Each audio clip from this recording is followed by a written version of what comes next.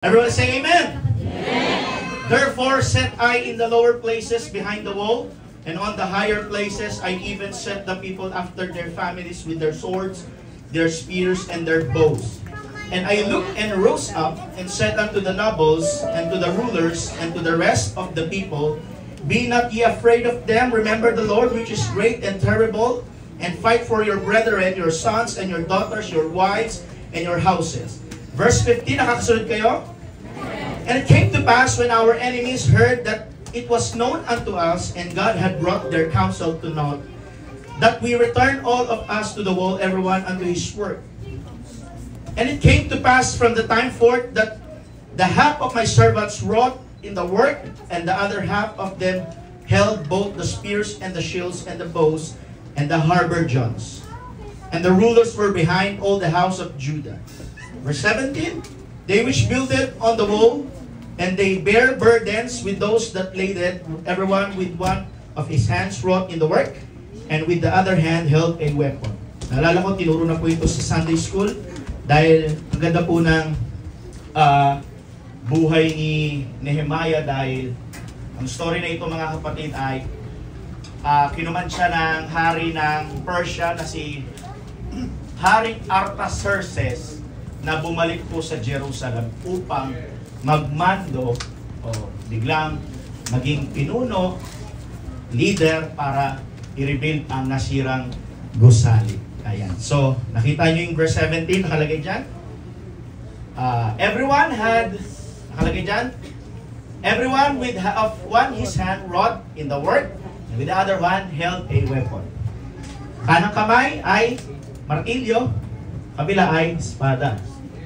Kabilang kamay ay lagari, kabilang kamay ay pananggala. Kung ba yung isang kamay nagtatrabaho, yung isa pangdepensa. Ayan.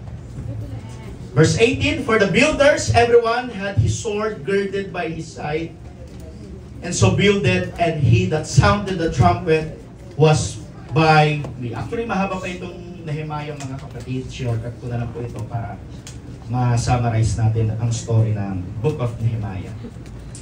In Isaiah chapter 54 verse 17, the Bible says, No weapon that is formed against thee shall prosper. Again, no weapon that is formed against you shall prosper. Hallelujah. Woo! Let's prophesy it once again. No weapon that is formed against me and you, all of us, hallelujah, shall prosper.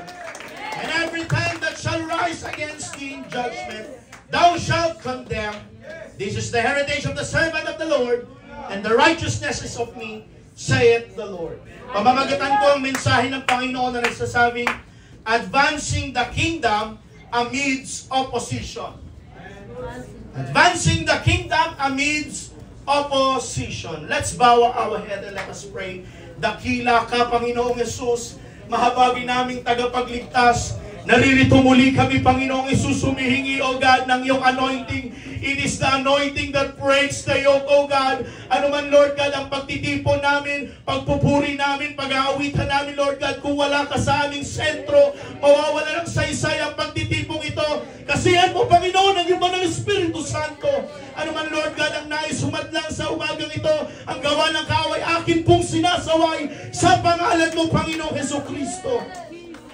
Busugin mo kami ng mga mensahe at salita mo, Diyos Ama. Huwag mo rin po, Panginoong Isus, pahihintulutan na uuwi kami sa lugar na ito na wala po kami nakukuha sa iyo. Lord, we expect blessings. We expect grace, holiness, provisions, abundant blessings to be follow us, oh God. To God be all the glory. In Jesus' name we pray. Everybody say amen. Once again, palakpahan natin ang ating Panginoon. Put your Bibles down and give Him just a 15-second clap offering.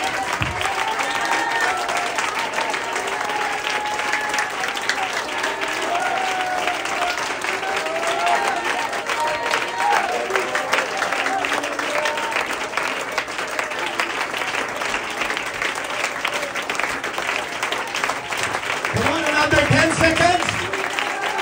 Palakpak na may kasamang hiyaw. Come on, Jesus! Ikaw ang aming ipinataas sa lugar na ito, Panginoon. Hallelujah! Woo!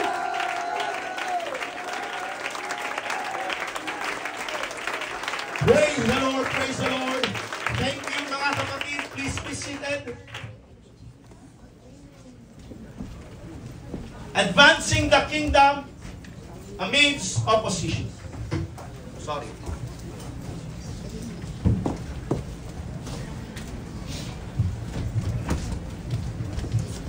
Advancing the kingdom amidst opposition. By the way, malamig ang panahon mga kapatid. At sino na late dito kanina? Malamig ang panahon nakaligo ba kayo mga kapatid? Tinan mo nga, amuin mo nga yung katabi mo, naligo ba yan? Kasi malamig ang panahon, baka hindi siya naligo. Hallelujah. Ako, muntik na ako hindi makaligo mga kapatid. Tinatamad ako. Pero kailangan. So, dito tayo mga kapatid sa topiko na nagsasabing advancing the kingdom amidst opposition. You know what, church? The work of God has never been without opposition. Ibig sabihin mga kapatid, parte, sangkap, bahagi at kasama na yan ng mga buhay natin. Amen? But throughout history, the kingdom of God has advanced not because there was not a opposition, but despite it. Meron po talaga mga kapatid, and history tells us, even the heroes of faith and even Jesus face opposition. May mga struggles, may mga hindrances sa paggagawa nila sa kingdom ng ating Panginoon. Kagaya na lang sa ating mga buhay mga kapatid, meron tayong kinakaharap na mga struggles. Yung mga bato ng mundo mga kapatid, mga problema at suliranin na kinakaharap ng kanyang mga anak, that is opposition, church. At parte, sangkap, bahagi, at kasama na ng ating mga buhay yan. From the early church until today, back when the day of Pentecost, resistance comes in many forms. Persecution, fear, failure, at yung tinatawag na internal doubts. When you say internal doubts, you are doubting if you are really called by God. Pakiramdam mo, hindi ka karapat-dapat. Pakiramdam mo, hindi ka unworthy ka sa harapan ng ating Panginoon. Ang sabi ni Moses, mga kapatid, who am I that I should go to Pharaoh? Internal doubts yun. But God said, if I'm not mistaken, Exodus chapter 3 verse 12, God said, I will be with you. Pag sinabing I will be with you, ibig sabihin nun mga kapatid, kasama na yun, complete package, hindi kita pagkukulangan, hindi kita iiwan, hindi kita pababayaan dahil ang Panginoon, complete package kung magmahal. Everybody say amen? God said, I will be with you. Minsan mga kapatid, yung takot pala natin, nasa isip lang pala natin. Amen? Sabi ng isang young people pastor, hindi na ako magpapakatanga sa pag-ibig. Isip na ang gagamitin ko, hindi na puso. Pag pumasok kasi ikaw, young people, sa isang relasyon o sa pag-aasawa, hindi yan parang bagong sinaing na kapag napasok ka, pwede mong iluwak. Amen? Parang yung kasabihan na, minsan mas makinang pa ang madalas makabubog. Alam niyo po ba yung ibig sabihin nun? Hindi po lahat ng maganda o kanais na isatin ay makakabuti para sa iyo. Minsan yun pa yung nagdadala ng kapahamakan sa atin. Amen? Hindi nga lahat ng kumikinang ginto Kaya mag-ingat. Young people, say amen. Parang hina, say amen. Bigyan ko po kayo ng isang story, a real life story mga kapatid, tungkol po sa dalawang tinatawag na Moravian missionaries. Ang Moravian missionaries mga kapatid galing po sa bansang Germany. Sila po yung mga isa sa unang mga protestante na nagkaroon ng pandaigdigang misyon. Ito po ay si Johann Leonhard Dober at si David Nishman. May letter T yun, sinilent T ko ng pang-social. Si Johann at si David Now, ito pong dalawang ito mga kapatid, sila po yung mga Moravian missionaries, mga Protestant mga kapatid. Ito po yung story ng 1700s pa mga kapatid. Hallelujah! Sila po yung nagbabahagi ng salita ng Diyos, nag-e-ebanghelyo po sila saan mang dako ng mundo. Bawat bansa pinupuntahan nila, masipag itong dalawang ito mga kapatid.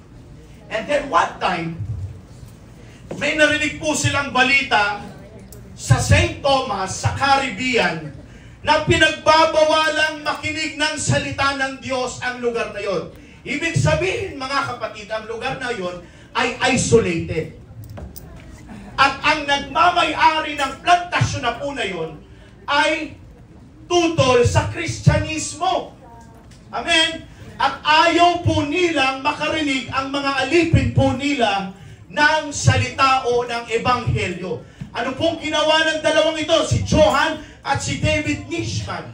Hindi sila pinayagang makapasok bilang o para magmisyon, magbahagi ng salita ng Diyos. Kaya nagpasya po silang dalawa na ang kanilang mga sarili ay ibenta nila para maging alipin din sila. Para makapasok sila sa lugar na yun. Ito na ang nangyari mga kapatid.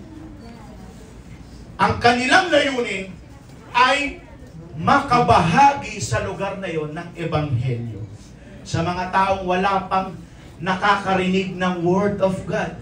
Now, sa kabila ng matinding oposisyon, pinagbabawalan sila ng may-ari na makapasok roon, sistema ng pang-aalipin at panganib na pagkawala ng kanilang kalayaan, pero nagpatuloy pa rin sila sa loob na yon.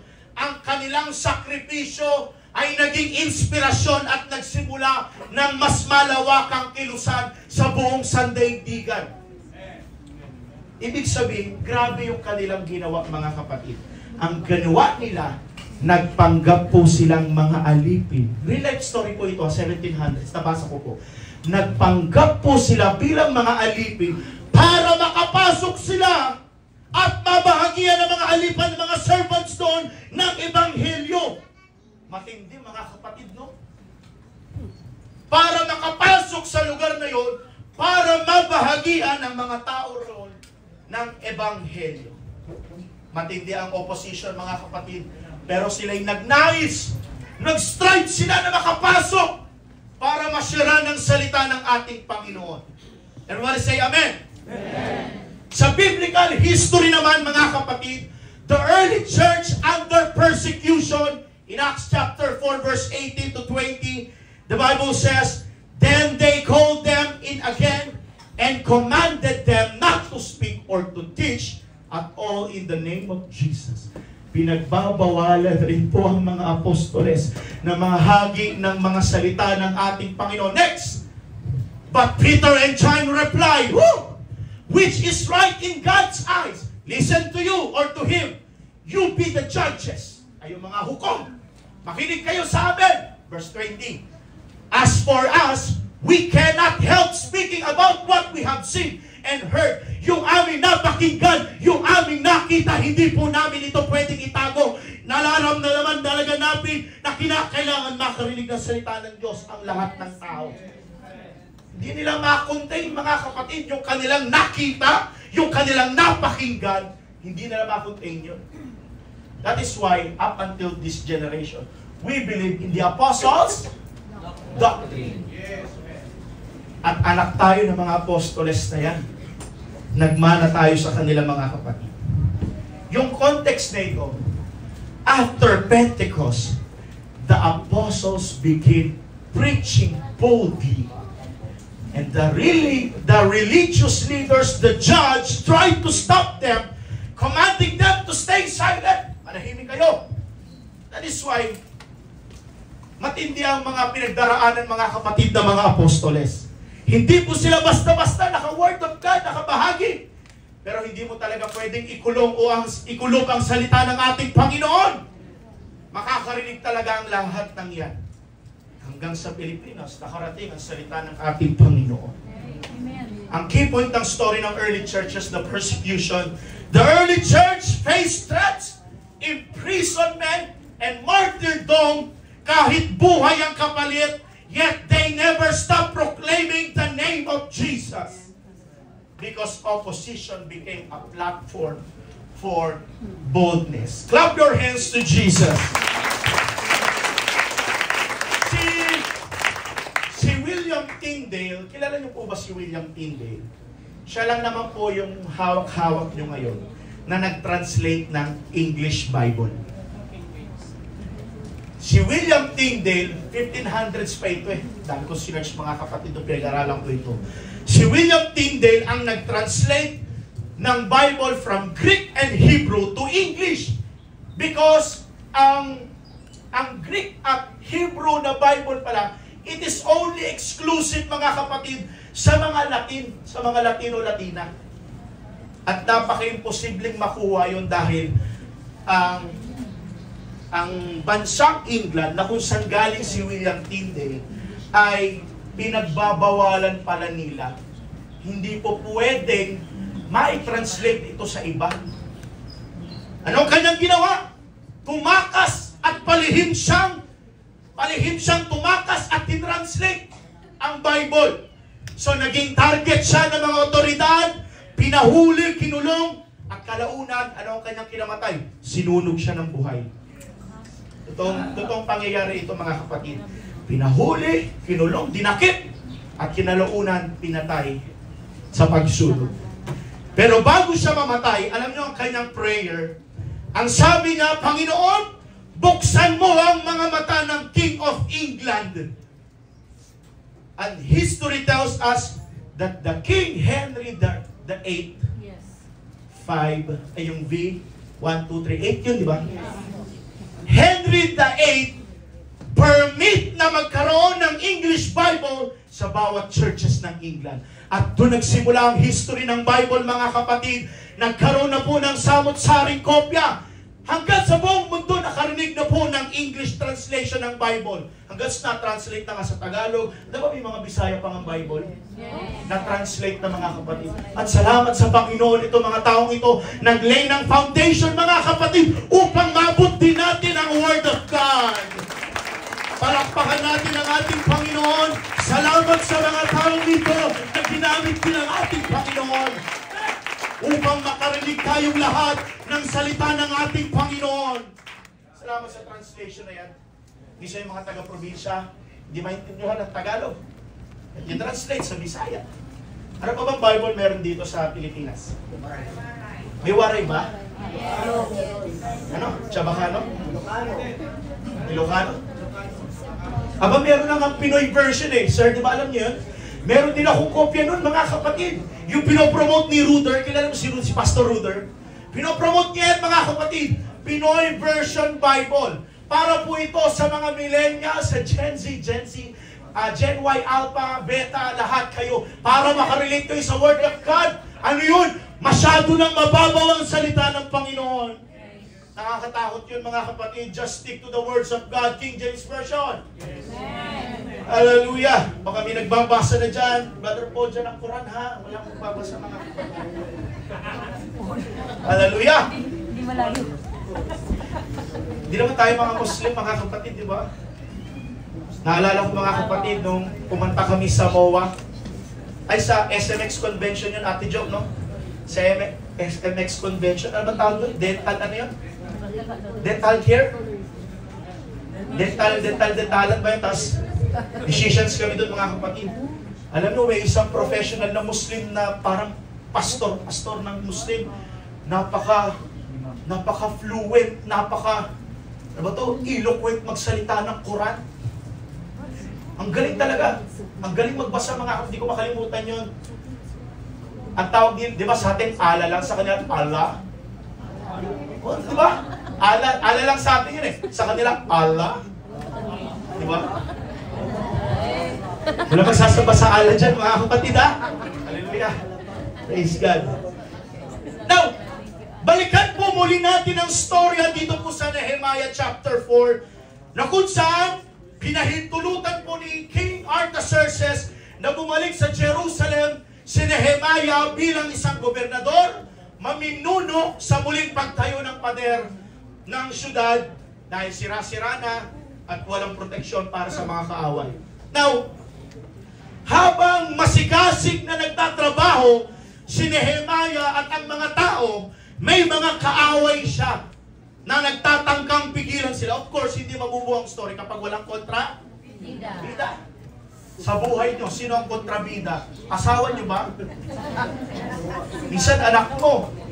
Lalo na kapag yung anak mo papasok na sa school, tapos sasabihin, papenge. Kontrabida na yon.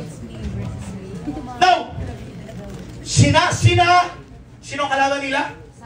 Si Sanballat at si Tobia. At iba pang kaaway ng Israel ay pinagtatawanan po sila. Sabi ni Sanballat, kasi parang pinagtatawanan sila eh. Kinukutya si Nehemiah. Ang sabi niya, abay kahit dumundag ang isang soro dyan, sa English ng soro, fox, kahit dumundag lang siguro ang isang soro, masisira na kagad yung pader nila. Babagsak na kagad yan. Ito naman si Tobia, ginagatungan, oo nga, masisira din yan. Walang sa isa, pinupuna at kinukutya ang gawa nila. Nakikisaw-saw pa. Just as Nehemiah and the people of Jerusalem face challenges, so do we encounter obstacles in our journey to expand God's kingdom on earth. But the lesson from this chapter shows us that we can rise above opposition and continue in the work of God that has entrusted to us. Kaya yung ministry na meron ka ngayon, paalagaan mo yan, pahalagahan mo, alagaan mo. Baka kasi mga kapatid, yung ministry na meron ka ngayon, parang nilalang mo na lang. May mahirap mga kapatid, sa una napakasigasig mong tinanggap ang ministry na yan. Pero kalaunan parang nawawalan ka na ng gana, parang hindi mo na malaman yung worth mo sa ministry na yan. And I tell you, I encourage you today, that this chapter, the story, the book of Nehemiah shows us that we can rise above opposition and continue in the work that God has entrusted to us. Pinagkatiwala sa atin ang Panginoon na yan, alagaan mo naman. Amen? Ano po ang ginawa ni Nehemiah, mga kapatid? Hindi po siya pumatol, hindi niya pinatulan ang kutsa nila Sanballat. Nanalangin siya sa ating Panginoon. Humihingi siya ng lakas at proteksyon sa ating Panginoon. Nagtuloy-tuloy lang ang trabaho nila, mga kapatid. Pero, doble din ang ingat nila. Naglagay si Nehemiah ng bantay mula araw at gabi. Pag inaantok na yung gabi, palit naman ang shift. Yung iba nagtatrabaho, yung iba may hawak ng armas. Ito yung picture of, may mga nagtatrabaho habang ang isang kamay ay may kasangkapang pang-construction at ang iba sa kabila ay may espada. Wala.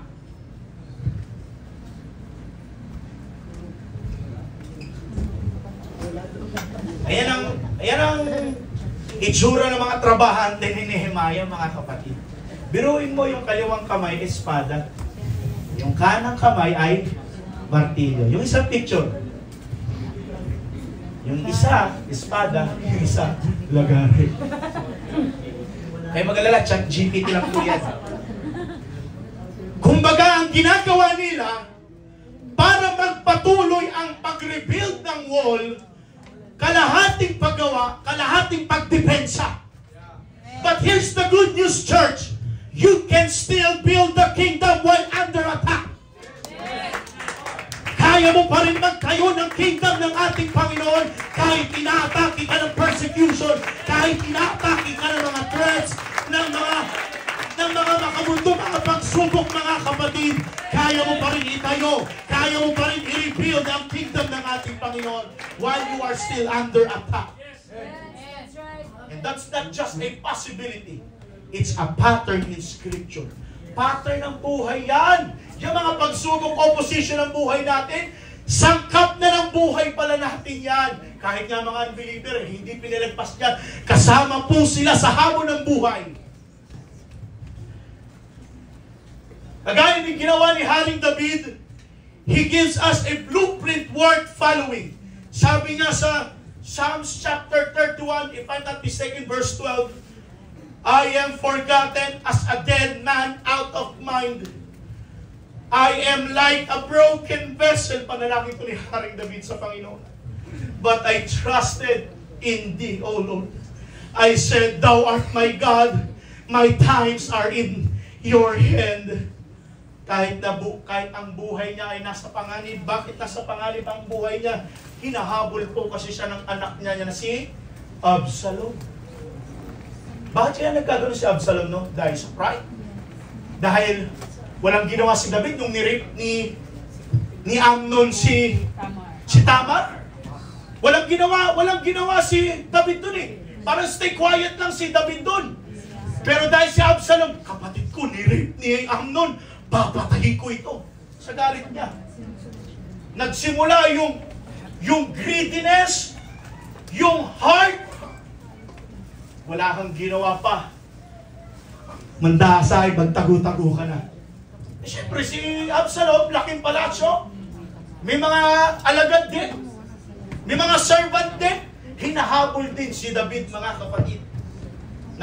Yun po yung ugat ng sama ng loob ng magtatay. Rebellious spirit. Yung ma-pride at may greedy si Absalom. Now, kahit sa gitna ng kaguluhan, hindi po tumigil si David sa paghahanda para sa kinabukasan ng kaharian.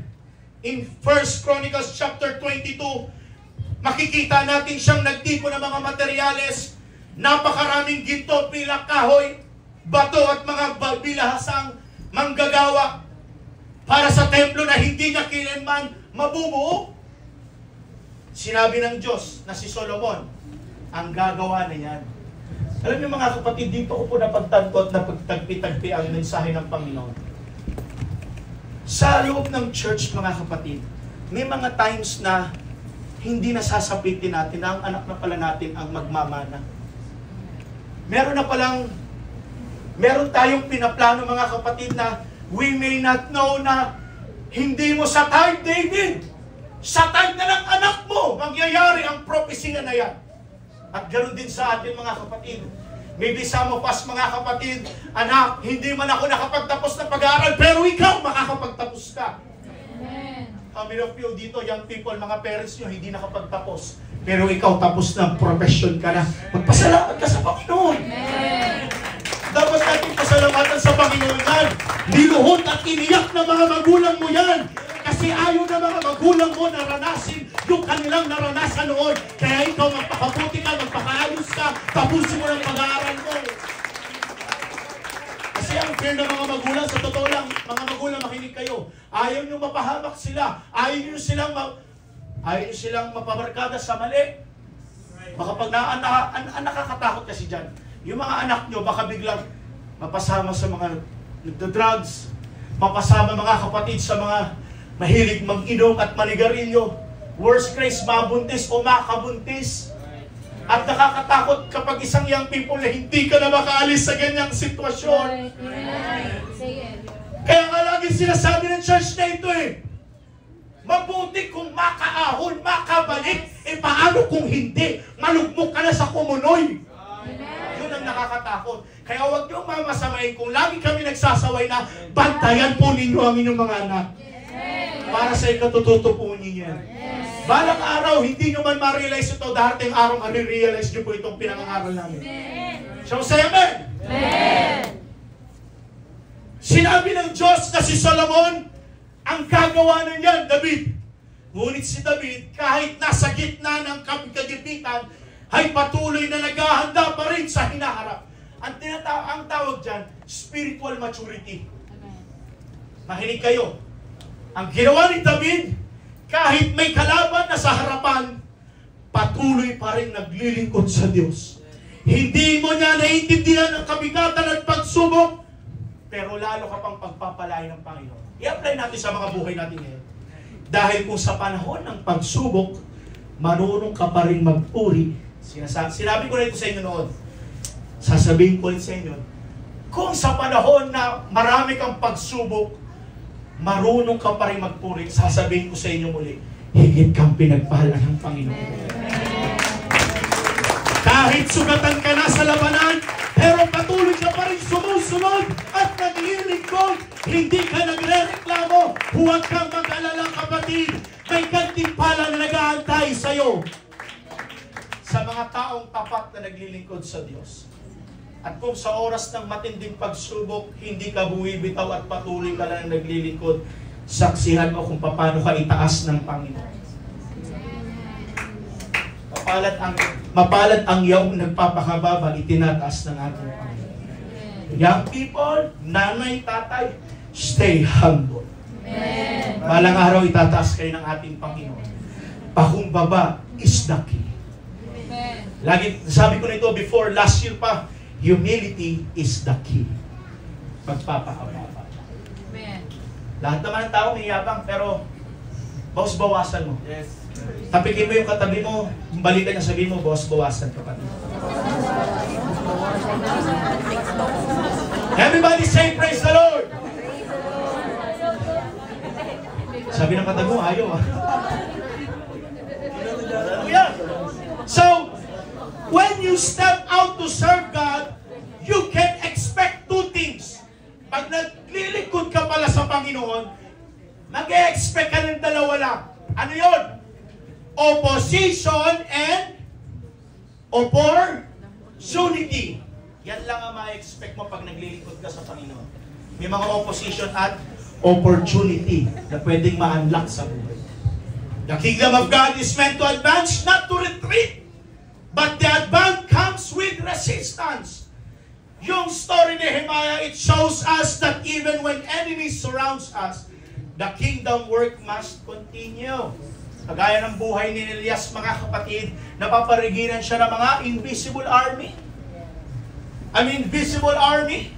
Pero mayroong invisible army si Elias, mga kapatid, na nakasurround sa kanilang paligid. Ano yung story na yun? Na kahit yung servant, mga kapatid ni Elias, nakita niya, pambihira, laksa-laksang mga kalaban.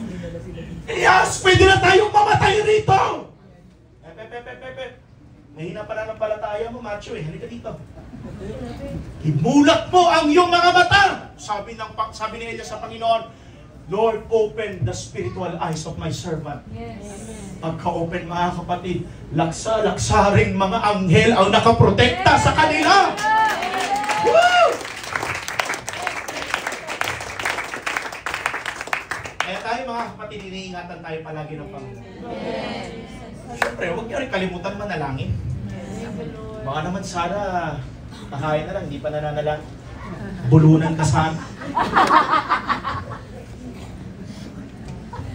Now, when God says no, one of the most overlooked tests in ministry is how we respond when God doesn't let us to do what we wanted to do for Him.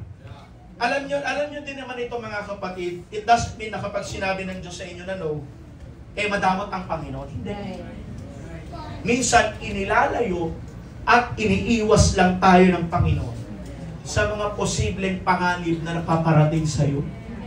Kaya ang Panginoon, siya dapat ang driver ng buhay mo. Kasi alam ng Diyos, nandito ka pa lang, nandito na ang Panginoon. Pag nandito ka sa Muntinlupang, Panginoon, nasa Quezon City na.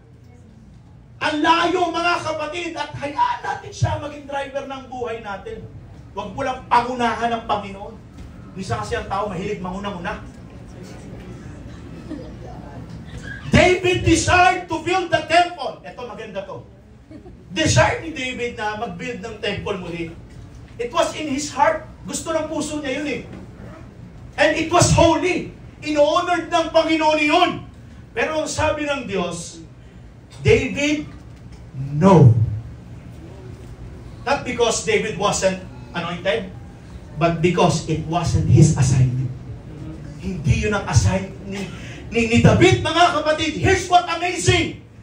David didn't get bitter. Hindi siya naging bitter kahit ang sabi ng Panginoon na no. He got busy. He didn't sulk in disappointment. He stored up provision. His desire was denied, but his devotion remained strong. Minsan kasi tayo, mga kapatid, mabilis tayong magtampo. Hindi na pakinggan ang opinion mo, nagtatampo ka na. Hindi ka lang nabatit na kamaya, nagtatampo ka na. Hindi ka lang naimbitahan, nagtatampo ka na. Hindi kaya minsan mabilis tayo panalita ng magbitaw ng mga pananalita na hindi natin pinag-isipan. Kaya ang ending, nasasaktan mo yung taong napagsabihan mo. Ingat-ingat din tayo sa ating mga pananalita, mga kapatid. There is power in spoken words. Kung ano ang nabitawan mo sa kapwa mo, hindi mo na kayang ibalik yan. Kaya, kapag magdedesisyon tayo, lalong-lalo na sa spiritual life natin, pag-isipan nyo ng maigi. Yes, amen. Huwag kayong padalos-dalos. Pag-isipan natin maigi. Madami na sa Bible, mga kapatid, ang nanguna-una. Sino ang una? Number 1, si Saul. Wala si Samuel. Ako na mag-ahain na ito. Oh, nangyari, napahamak. Alam niya naman kasi kung ano ginagawa ni Samuel, paano maghain, paano magbababa ng apoy. Oh, alam ko na to, ako na. Oh. Nanguna-una, nagbida-bida. Kaya pag sa atin, mga kapatid, ang buhay dapat natin, hayaan mo ang Diyos maging driver ng buhay mo. At hayaan mo na ang Diyos ang manguna at mag-lead sa buhay. Clap your hands to Jesus. Ministry frustration doesn't always mean failure. Sometimes it brings formation. Amen. God may be shaping you something deeper in you. Alam nyo, ang Panginoon, minsan pinapolish ang ating kayabangan. Ang Diyos minsan hinahayaan ng ating Panginoon na madelay ang mga plano mo para mapalalim ang pananampalataya mo sa Kanya. Minsan tinatabas ng Panginoon ang pagmamataas mo para matuwid ang landas ng buhay mo. O di kaya sinusubok ng Panginoon ang puso mo para alisin ang yabang at palitan ang tunay na pagsunod. Yan ang dahilan, church, kung bakit hindi inaalis ng Diyos ang mga umaatake sa buhay natin. Bakit po? Pag wala niyan, compromise, hayahay, relax. Ganyan ang buhay natin pag walang protection, pag walang umaatake sa buhay natin. Dedepensa kaya tayo kapag walang umaatake sa buhay natin? Of course not. Pero pag may mga umaatake, nasa defense mode ka, susuotin mo ang baluti ng kaligtasan. Pag wala yan, compromise, relax ang buhay, maluwang. Dahil ang gusto ng Panginoon, alam nyo ba kung ano? Reflection. Yung meron tayong matutunan sa mga buhay at pagsubok na kinakarananas natin. Pinaparanas natin. Makikita at mararamdaman mo ang isang tao mababaw eh. Mabilis matisod sa preaching.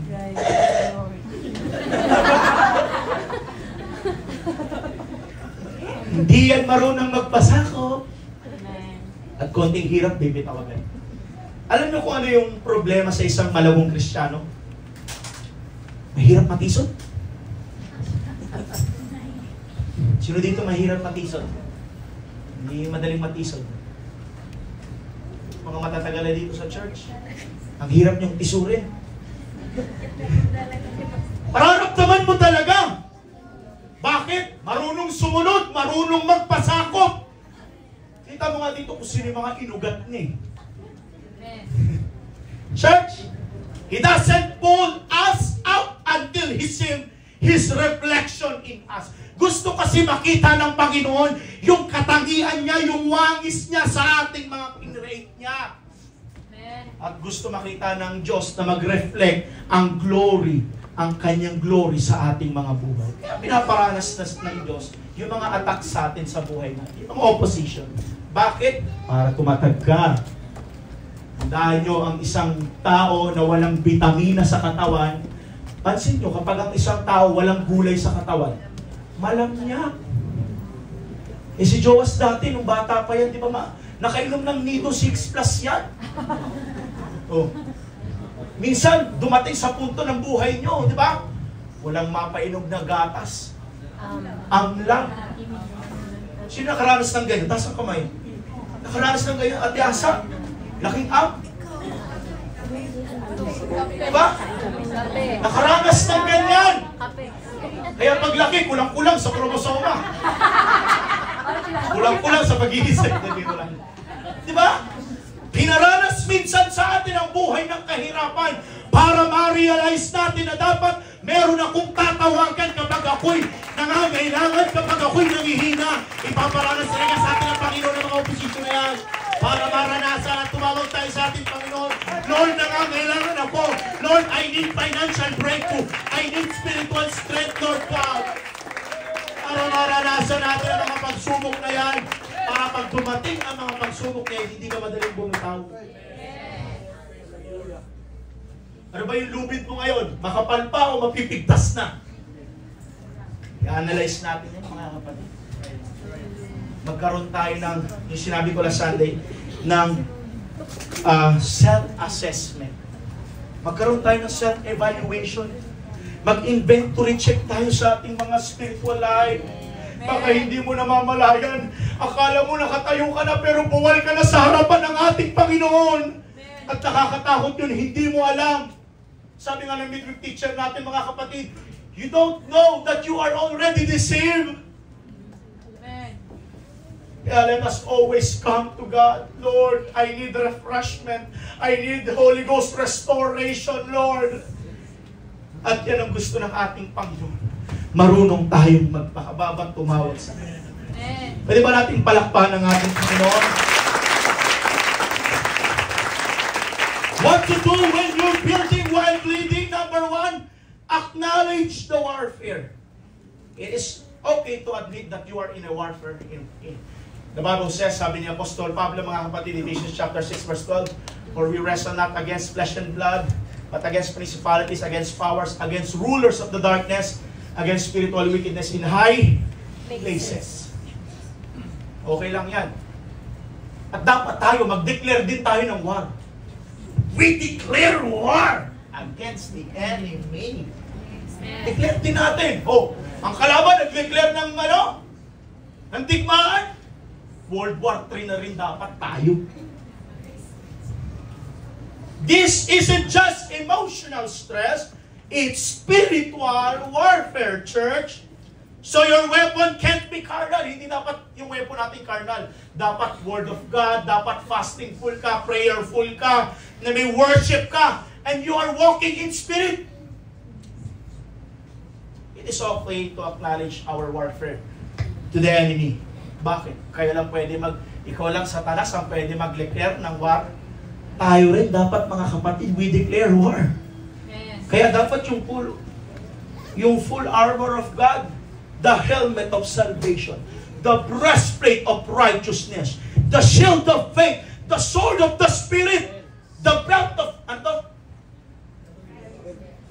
yung sentro ni Judas na lang. At yung safety shoes yung safety shoes ng kapayapaan. Suotin natin yun, mga kapatid. Kasi paano pag kulang ka lang sa helmet of salvation, madali kang asintahin. Pag wala kang breastplate of righteousness, madali tayong tamaan. At pag wala tayong pang-atake, sword of the Spirit, madali, hindi tayo natin matatalo ang kalaban. Baka naman binibaby nyo ang demonyo. Satanas. Hindi pwedeng galing Satanas. Seryoso rin yan. 24/7 nga sa buhay niya. Yes. Kaya lagi kong paalala sa inyo, mga kapatid, hindi lang Sunday umaatake ang diablo. 24/7 yan. Ano magagawa? Ito ang real talk ha. Ano magagawa ng Sunday mo na pagsisimba lang? Sa buong linggo ng Diyos, ng demonyo, tinutuksot, tinetempt ka. Kaya ang church nito hindi nagkulang, nagpaalala para sabihin sa inyo, umatin kayo ng midweek, prayer, fasting, cottage prayer. Para sa ikalalakas yung buhay. Hindi para sa sanglibutan yan, hindi para kanino man yan, para sa ating yan. Alam niyo yung sinasabi ng Acts chapter 2 verse 42, and they continue steadfastly in the apostles' doctrine, in breaking of bread, in prayers, in unity. Hindi nila kinalimutan yun. Tayo rin dapat, mga kapatid. Amen. Say amen? Amen. Nandiyan pa ba kayo? Amen. Parang ihantok na spirit check Number 2, stay kingdom-minded. David didn't live for applause or legacy. He lived for the kingdom. He knew the temple wouldn't bear his name but it would carry God's glory. Eto, makinig kayo, maganda ito sasabihin ko. Alam mo, pag wala pala ang pangalan mo sa spotlight, pero ang kaharian ng Panginoon ay advancing, panalo pa rin yan! Yes! Mahirap kasi sa atin mga kapatid, gusto natin, lagi tayong nami-mention, lagi nakasama ang ating pangalan, lagi sa ano ba?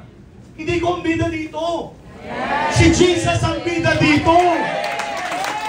Kahit wala ang pangalan natin sa spotlight, pero advancing ang kaharian ng Panginoon, I tell you church, panalo pa rin tayo. Kasi inuuna mo, ina-advance mo ang kingdom ng ating Panginoon. Malakas na palakpak para kay Jesus. Don't let hurt feelings or comparison derail your kingdom focus. Yung credit, it doesn't matter na, but it kingdoms does. Okay lang yan kahit di okay lang kahit walang pangalan mo. Basta ang pangalan mo nakasulat sa buhay na wala. Sa buong buhay. Okay yun, kapatid. Yung mga biruan na sinasabi sa pangangaral, okay lang maging janitor sa langit. Abay, okay lang din naman talaga. Kesa kapusin ako papuntang langit. Ang hulog doon, impyerno pa rin. Yung mga biruan na ganyan, itry nyo i-apply sa buhay nyo. Okay pa rin, di ba? Abay, okay lang, nagpipintura ako ng bahay ni Shedrick doon, okay lang. Basta langit ako. Kesa naman nasa impyerno ka. Walang katapusang damnation nakahain sa mga tao na hindi naglilingkod sa Panginoon. Kaya okay lang. Okay na sa akin. Gusto niyo ba doon? Ano yung kanta? Ang bahay ko sa langit ay uga-uga, ay uga-uga, uga-uga. Kaya kayo doon? Isang tadyak lang ng bahay. Nice, Noel. Tadyakan ko lang bahay ni Mike. Nakapilak doon. Baka ba? Ang bahay ko sa langit ay uga-uga. Ay. Ganun. Dapat ang bahay natin doon, maganda. Mga gusali, ginto. Pero yung bahay mo, kawayan lang, bamboo lang. Diba? Ang kunin kita.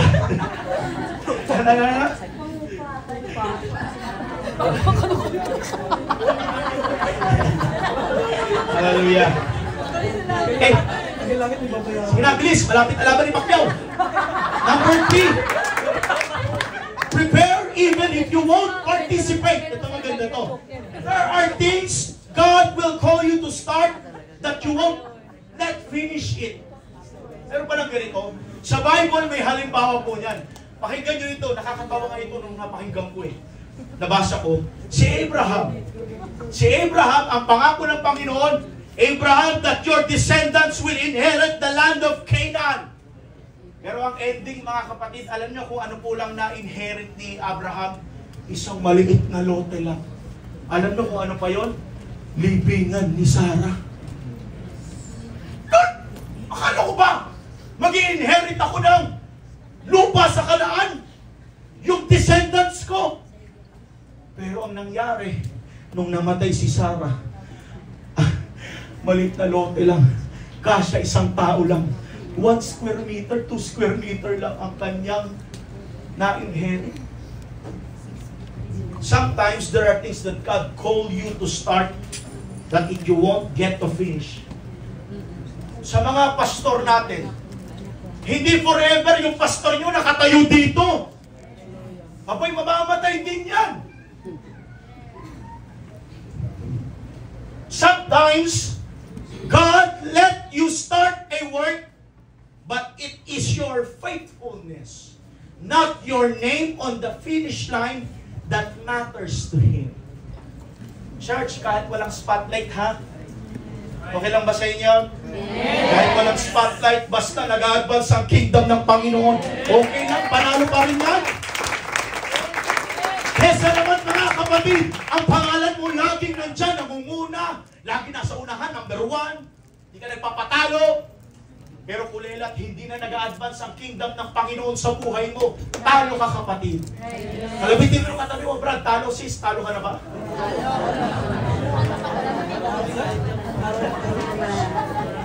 Sa akin ako pusta kay Pacquiao o kay Barrios? Sabi na ito matapos. Number 4, don't use your sword on the saints. Ito maganda ito mga kapatid at pakinggan ko pala ito. It's tempting when you're wounded to lash out the people nearest you. David had 2 golden opportunities to kill Saul. But he refused. Okay? Si Saul, ilang beses nang pinagtatangkaan ang buhay ko. Muntik na ako masibat. Kung tutusin, mas bihasa si David na eh. May mga kanta ng mga tao sa labas, Saul killed 1,000, but David killed 10,000. Nakakaano yun? Ang sakit yun. Insulto sa hari ng yun? Diba? Hari ng Israel yun. But he refused. He would not touch the Lord's anointed. Alam mo yung kinukonsider pa pala ni Haring David, o ni David, a shepherd boy, si Saul as a anointed king.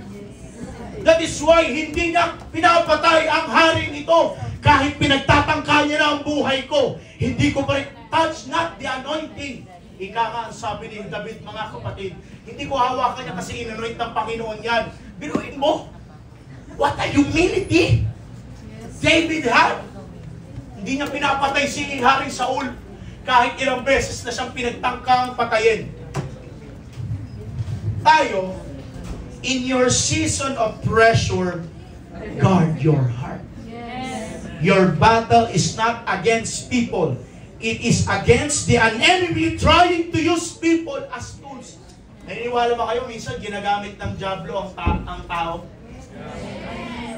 Kaya mag-ingat kayo, baka yung katabi nyo ginagamit na ng dyablo para matisod kayo. Hindi nga lahat ng pagpapala galing sa Panginoon eh. Yung dyablo nagpapala din yan. Abay, hindi mo alam, pinagpapala ka na nanalo ko sa scatter. Alam mo sa Panginoon yan? Sa demonyo yan! Magta-tights naman eh. Kala mo, binless ka ng Panginoon kasi nanalo ka sa sabong. Kala mo, nanalo ka sa loto, pinagpala ka ng Panginoon. Gum-gum! Matuhin kita sa mukha eh. Sino sabi nun? Si Babalu. Number 5, lapit na. Lean into God's timing. David said, my times are in thy hand. That includes the good times, the dry season, the painful moments, and the delayed promises. Sa buhay natin, may good times, may bad times, may dry season, may painful moments, at sometimes mga delay na moments sa ating mga buhay. If you're under attack, lagi mo itong tatandaan. Nasa kalinga ka ng God's care. Nothing reaches you without going through His hands first. Hintayin mo muna ang Panginoon. The fire won't last forever. God is the refiner.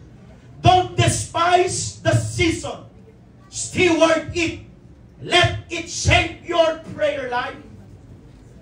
Let it deepen your compassion. At hayaan mo naman, gasolinahan mo naman yung hunger mo sa gawain ng Panginoon.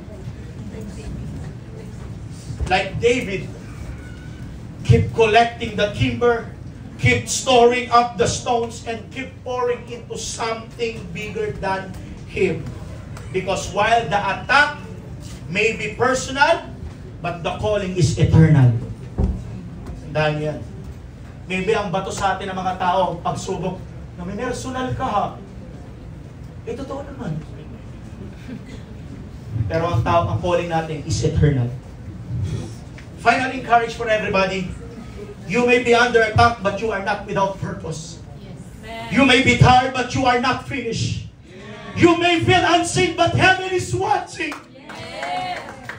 Nakikita ka ng Panginoon kahit pagod ka na, kahit gulong-gulo ka na, kahit hindi mo alam ang direksyon patutungo ng buhay mo.